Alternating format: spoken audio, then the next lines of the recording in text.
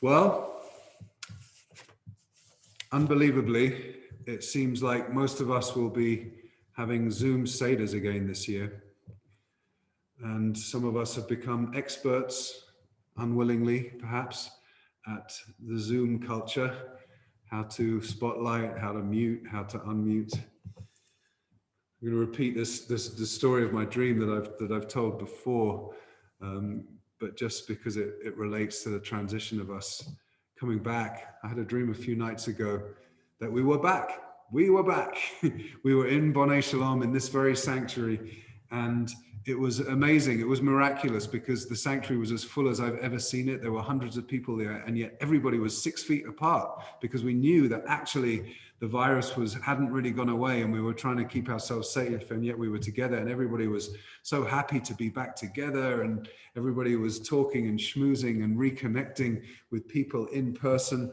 And I was so overwhelmed in the moment in my dream that I was trying to teach the power of this moment and the power of saying blessings for seeing each other in person, like saying Shehechianu, which is a blessing we say when we see a friend we haven't seen for more than a month, or Mechayeh HaMeitim, the blessing of reviving the dead that we say if we haven't seen someone for more a year.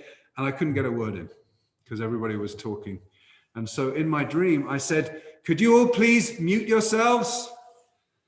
And I woke up feeling amused by the idea that, of course, when we're back together, it's going to be harder to mute ourselves and harder for me to mute other people. But that's the reality. And what I took out of the dream was not the power and desire to mute people sometimes, but really the yearning that we all have to be back together. And what's going to happen when we are back together? And how are we going to tell the story of 2020? And how are we going to tell the story of how we got through as individuals and as a community and as a nation and as a world? How did we get through COVID-19? How we tell the story is such an important part of Parshat Bo. How do we tell the story? And what is it to tell the story?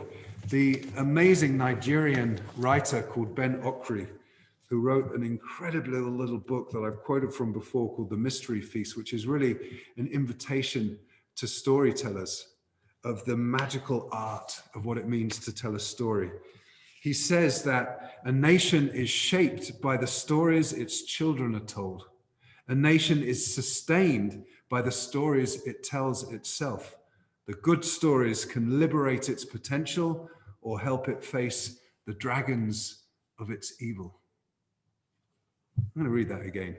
A nation is shaped by the stories its children are told. A nation is sustained by the stories it tells itself. The good stories can liberate its potential or help it face the dragons of its evil. Earlier in the same book, he says, stories are never what they seem. They are whispers from beyond the invisible screen of existence. They are whisperings from the gods we carry within us. There's something so powerful about storytelling, and we know, of course, as a Jewish people, that we are our stories in a certain way.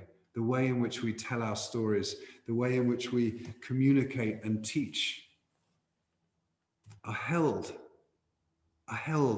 in our narratives, whether those narratives are the narratives that come into our tefillah, into our prayer, or whether the narratives are the narratives that come into just the generational storytelling that happens around a Shabbat table or a holiday table. What we tell our children, what we tell our grandchildren and our great-grandchildren, what we tell our students.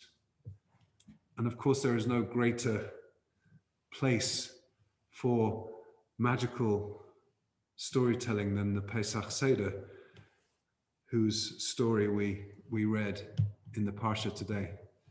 But it is so remarkable that Moshe, in giving instructions to Bnei Israel about how finally they're going to liberate themselves from Mitzrayim, from the slavery and degradation and humiliation and suffering of the experience of being in Egypt. 3 times in giving those instructions, Moshe is not talking about the present moment or the immediate future of escape and liberation, but he's talking about the future far away when your children ask you what happened. And it's predicting our time right now. Three times in Exodus 12:26, Exodus 13:8, and Exodus 13:14. 3 times in short succession. The first one says, when your children ask you, Ma avodah azot? What is this stuff, this service, this avodah? Which of course is a question that appears in the 4 children as part of the Seder. And what will you answer them? You will say, there was a Pesach sacrifice and God passed over the houses of the Israelites in Egypt when the Egyptian firstborn were being killed. And later on, the Torah says, Higadatem. You will tell the story to your child on that day that it is because of what God did to me that I went free from Egypt. And finally, if at some point in the future your child says, Ma'azot, what is this? What is this? You will say, it was with a mighty hand that God brought us out of Egypt, out of the house of slavery. 3 times in short succession. Moshe, can you imagine it? You imagine all the people there have been inherently suffering, even though they haven't been suffering like the Egyptians have suffered through this cycle of plagues. But their slavery and their conditions got worse. As Pharaoh's heart became harder, the conditions of the Israelites became harder and harder too. And finally, they're preparing to get out. And their leader, Moshe, is saying, by the way, in future generations, your descendants might ask these questions, and this is how you're going to answer these questions. It's like, it's mind-blowing.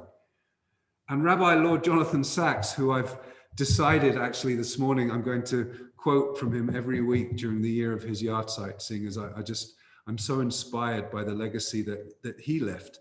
In 3 different essays, he writes about the significance of this notion that there is built into the telling of the Exodus story a prediction of the future and how that story will be told to the future generations.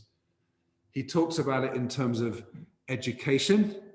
He talks about it in terms of identity. He talks about it in terms of morality. And also implicit in all of them, he talks about it in terms of leadership. He talks about Moshe being such a great leader that he wasn't just caught up in the moment. We can all get so caught up in the moment. We can look at the political chaos of the last years and we can be caught up in the moment. But he says, Rabbi Jonathan Sacks says that Moshe was such a great leader that he wasn't just thinking about tomorrow or the next day or the day after that. He was thinking far into the future about the moral education that this narrative has to have, the meaning that the stories create for us. And he also talked about the importance of education. As I said, when Esther was virtually having an aliyah, the idea that we continue to educate, and how incredible that here we have with us today on our Zoom, we have descendants of Holocaust survivors who are all involved in education. Bill and his daughter Gabriella, both professors in universities, and Esther, the director of our Hebrew school, both committed to education in different forms, and both having ancestors who perished in horrible ways in the Shoah, in the Holocaust. And there's something about that commitment to education that feels so incredibly, incredibly important. And it's timeless. How do we tell the story? And of course, we know that the whole ritualization of the story that we have in the Passover Seder that is told here, whether it's on Zoom or in person, the idea that the whole structure is created so that children will ask questions. Ma'azot, ma'avodah hazot. The questions are already implicit while the people are still in slavery. Moshe is predicting the questions that are going to be asked in the future and the obligations that we as parents and grandparents and educators have to answer those questions and to engage people in the art of asking questions and in the art of telling the story. And Rabbi Jonathan Sacks also talks about it in terms of identity. It is so important to have an identity. When Tara spoke about that story about her father and the fear he had of mob rule, in a sense, mob rule comes from the absence of identity and cleaving onto some kind of idol or some kind of temporary structure that is going to give us a sense of identity when we don't really have a strong identity in ourselves. Because I don't believe an identity that's based on bigotry and hatred is a real identity. And in fact, that's reflected in the morning blessings. Birkot HaShachar, the blessings of the dawn, the blessings that we say when we wake up in the morning. 3 of them that the Talmud describes are about identity. In the Talmud, they're negative identities. Shelo asani, shelo asani. Thank you, God, for not making me a slave. Thank you, God, for not making me a non-Jew. Thank you, God, a man says, for not making me a woman. And we know that in the conservative Siddur, as early as 1946, those were changed to positive statements of identity. I wake up in the morning with a sense of who I am. She'asani Yisrael, that I'm a Jew. She'asani ben chorin, that I'm free, because my narrative is one of slaves. She'asani b'tzamo, that I am created in the image of God. That I have this divinity, this divine spark inside me, and I have the particular identity of Yisrael, of one who wrestles with God, of one who tells these stories through the generations as a way to sustain and survive. That I'm free, that I'm a Jew, and that I'm made in God's image. Identity is so crucial. And towards the end of the essay that Rabbi Sacks has in his book, Judaism's Life-Changing Ideas, he says, the greatest gift that we can give our children is not money or possessions, but a story, a real story, not a fantasy, one that connects them to us and to a rich heritage of high ideals. We're not particles of dust blown this way or that by the passing winds of fad and fashion. We are heirs to a story that inspired 100 generations of our ancestors and eventually transformed the Western world. What you forget, you lose. The West, he says, is forgetting its story. We must never forget ours. With the hindsight of 33 centuries, we can see how right Moshe was. A story told across the generations is the gift of an identity. And when you know who you are and why, you can navigate the wilderness of time with courage and confidence. That, he says, is a life-changing idea. If you have identity, you can navigate anything that happens with meaning, with purpose, with courage, with light. Education, identity, morality, the transmission of values that we deeply care about, those are all contained within the structure of this story, how the story is going to be told in the future. And it's not just the story, of course, of the actual exodus from Egypt, which some scholars say may not have even happened or not in the way that the Torah understands it, but the idea of what that story is in a universal form, the story of how we survive tyranny, the story of how we escape darkness, the story of how we go from degradation into freedom and liberation. It's an eternal story. And that's why the Haggadah says, "B'chol dor v'dor chayav adam lirot et atzmo ke'ilu hu yatsa mimitzrayim." In every generation, every individual is obligated to see it as if they themselves had come out of Egypt, because Egypt happens in every generation. We know this. We talk about this every year towards Pesach. But I'm thinking now about the story that we're in right now. How are we going to tell this story? How are we going to tell the story of 2020? How are we going to tell the story of COVID-19? How are we going to tell the story how we, as a community of Bonai Shalom, survived the lockdown, survived the pain of physical distancing? How are we going to tell it? I feel very positive, by the way, about the future. Very positive. I feel very positive about the future of Bonai Shalom. I feel we have an incredible community. We have high levels of engagement even through this virtual world. We have incredible, hopeful ideas about a new building across the street where we will thrive as a community. And I believe all of those stories. But we can't only look to the future. We have to see how the past can inform our future. That's what sacred storytelling is all about. How are we going to tell the story? And I'm sure everybody has their own story. I mean, whether it's connected to Bonai Shalom or not, everybody has their own stories, some of which are really hard and painful stories. Some of us have lost loved ones through all of this. And some of us have had moments of resilience and courage and hope and light that have been transcendent and transformative. And those are the stories that we need to tell to our children. I can only imagine how impossibly hard it is, and it's so lovely again to see Jason and Diana Blau joining us for the call. I can only imagine how hard it is to be parents of young children right now in this moment where everyone's locked up in their homes, where education is happening online and not in person, where children are desperately missing their friends and their peers.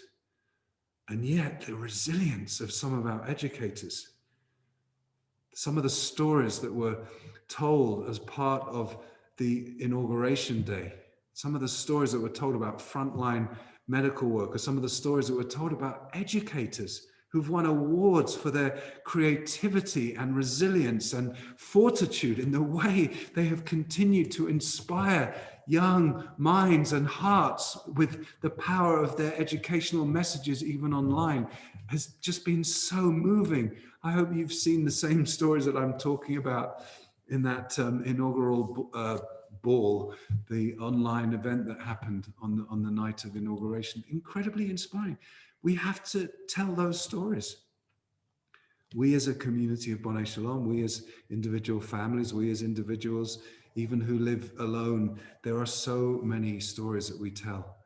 And our Parsha this week, Parshat Bo, reminds us that even when we are in the darkness, even when we are experiencing the pain, the moments before we actually experience liberation, we can already be allowing the stories of what has happened to inform us. The power of survivors, and having you, Bill, with us, the power of people who firsthand experienced absolute horrors.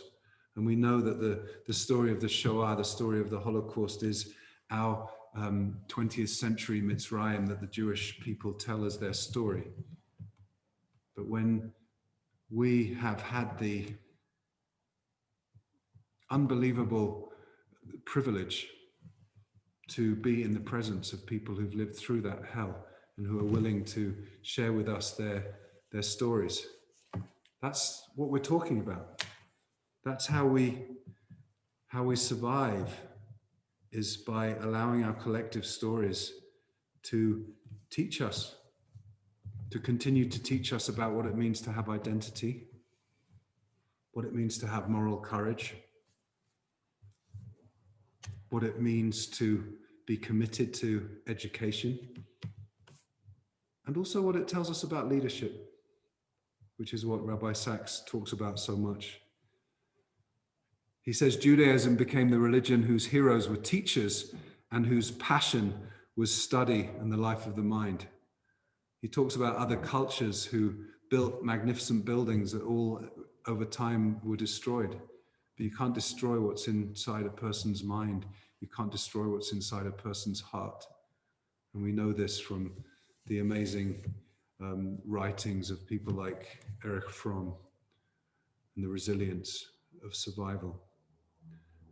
So as we transition in our narrative from slavery into freedom, And as we, perhaps as a nation, move into a period of light, and again, I'm just so blown away, as many of us were, and I probably overquoted it at this point, but I'm sure it is the most watched part of the inauguration day, is that young poet laureate, 22-year-old Amanda Gorman, and her, not only the delivery of her message, but the integrity and the heart within her message. And we put on our e-news this week the two juxtapositions of those quotes.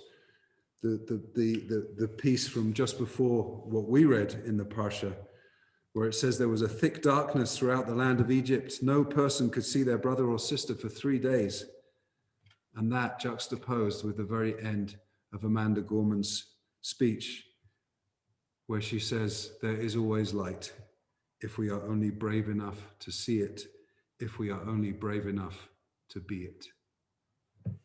Seeing the light and being the light is also about having the courage to tell the story and to know that this isn't about today or tomorrow or the next day. It's about a future that is far away. And in that future, God willing, we will have such incredible stories to tell that will be full of educational values, the values that we most cherish, that we will pass on to the next generations, and that they will be stories of resilience and bravery, courage and light. Shabbat Shalom.